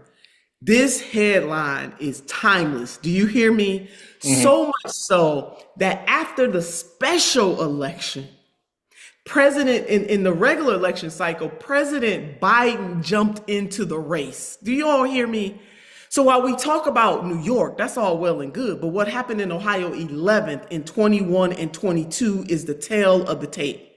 And I want to thank the members of PDA. PDA raised so much money for me, but my race in that first race, the special election, I was 30 points ahead in May, and they walked me down. Republicans crossed over to vote for the person that is in the seat right now. The Israel Firsters gave that candidate so much money, both directly and indirectly. But my race, I raised money in every single state in the United States of America. Unheard of in most congressional races in the United States, and definitely was unheard of in Ohio 11th. You know why? We did that. We did that. Did you hear me? Every single state in the United States of America, people donated to my race in that special eletion. Senator, So I want to add something to what you're saying, because I remember this. It was kind of a little bone chilling for me, and that is I won't mention names, but your competitor joined the Congressional Progressive Progressive Caucus, Caucus. so that they had to endorse her and not you, and that just blew my brains. In the regular election Amazing. cycle. In the regular election, yeah. Yeah. Well, I don't talk that- to my folks to this day over that, because if you don't have conviction, you know good and well that she's not a progressive, but you did it anyway. And by the way, if people want to see an article that frames what the original special election in the broader context of what lessons AIPAC drew from that election, and the right-wing money that tries to knock out progressives in Democratic Party primaries, what they drew from that. The whole wave of progressive candidates who lost primaries they should have won in 2022, the model was developed initially to defeat Nina Turner in that special election. And Ryan Grimm makes that very clear in his reportage. So Ryan Grimm wrote the article. I mean, Ryan has changed platforms a little bit, but I think if you just Google Ryan Grimm, Nina Turner, maybe AIPAC, it'll come up. Very, very good reporting from Grimm. Actually, it's sort of funny, Nina. I hate to say it, it actually begins. Do you remember that article, Nina? The one I'm referring to by Grimm?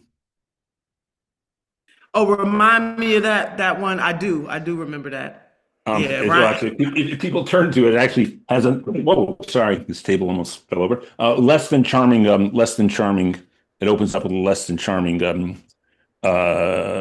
profile of another candidacy that we actually had endorsed, and actually the person has been better on Palestine since they've been in Congress than 80% of the Democrats. But I don't name names. I don't name names. I mean, I love a good "I told you so," but my main goal is to get you to change, right? Yeah, no, but we don't need to spread dispersions, because the person's actually been good and they signed down pretty quickly to the Cori Bush stuff. And I think they took a tactic that they didn't want to have happen to them what happened to you. And absolutely. My race was the canary in the coal mine. So while I appreciate all the praise of all these other folks because they won, I think a lot of times, Alan, races like mine, not PDA. I mean, you guys bring it up often. I know you, Donna, Dr. Langford and others, Hartzell, you use my race as an example. But some people forget that my race was the first race. It was my race that they tested the ground, that then they were able to take out Congresswoman Bush or Congressman Bowman. It was the Ohio 11th where that article that Ryan Grimm, I did an intense interview with Ryan Grimm. I even shared emails with Ryan from the Israel Firsters that I had some allies. Of course, I got Jewish allies. There's no doubt about it. Jewish Voices of Peace came to my aid so many times. I just want to shout them out. I'm talking about the Cleveland and the National. Oh, they're great. They stood by my side right away. And then there were other members of the Jewish community who supported me, but they were in those private. And they would send me the emails about what the Israel Firsters were saying about me in their own circles, calling me an anti-Semitic. But anti-Semite, but then in the Ohio 11th, they painted me as not sufficiently loyal to the Democratic Party. Even Hakeem Jeffries came in here and campaigned against me. Y'all, we cannot make this. This is gonna make a great TV movie. I'm gonna tell you that's and the thing too that look, I think what we have to do, and I'm just going to say this, you don't have to respond to this, Nina, but I mean, what we have to do at PDA is, the degree to which you are continuing in the public realm, we have to re-elevate your voice. We just have to do it. Look, people have certain skills. I mean, I'm not the person to. I sparked the Rural New Deal. Anthony Flacaveno wrote the balance of it because he knows those policies, and I don't. But it was through my initiative. I know I am not the person to go out to rural America and try to win over people to the Rural New Deal on a mass campaign because I'm just, that's not a constituency I feel like I'm really going to connect with very simply. I could, but it would be more easily done by people who have more experience in such communities. And so people have their skills. People have certain skills. And I'm not going to be falsely humble about what mine are in terms of what I can contribute. Your skill set, though, is in terms of communication. And by the way, about the point about, maybe sounding a note of anger. I mean, so many politicians are so fake, Nina Turner. They're so fake. And people love it when you show some passion, And, that's why they love Bernie and yourself.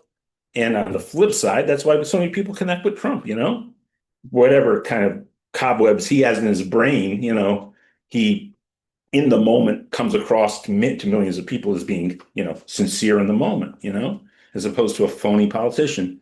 So, and all the more reason. But again, look, it's the politics that you spoke of that are moral and that fit the structural organization of our society in terms of how they be implemented.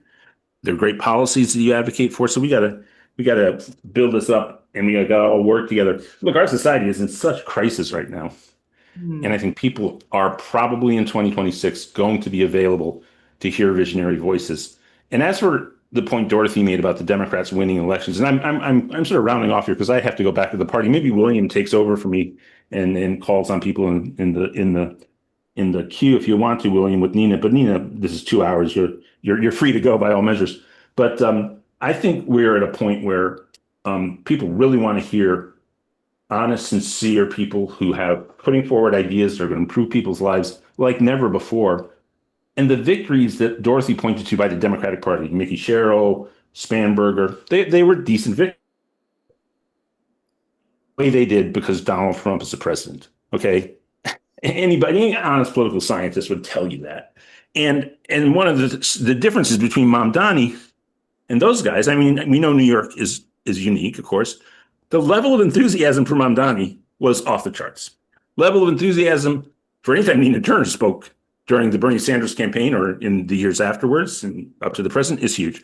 The level of enthusiasm for Bernie's campaign was huge. The level of enthusiasm for Spanberger and Sherrill's campaign was meh. Nothing almost, right? And so, if the Democratic Party cannot see the difference there, and tragically, they probably will not act as if they can see it. So we got to overcome that. Okay, look, I'm actually probably at this point being rude to the party I should be at, and which is probably wound down, but I should make it up there and spend time with Jan. Yeah. Mike Fox is the person in charge of this event now, and William Walters here, and you probably got to go, Nina, but I'm going to definitely go. I could probably spare about 15 more minutes, but I definitely have to jump. And William, why don't you take over calling on the stack? Is that okay? That works. Okay, great. And Nina Turner, thank you so much. Love and solidarity, and we'll be talking soon. Yes, love and solidarity. Give my best to everybody there. I sure will. Take care, Nina. Thank you. Thank you, everybody, and I'll see you all next Sunday. All right, staff.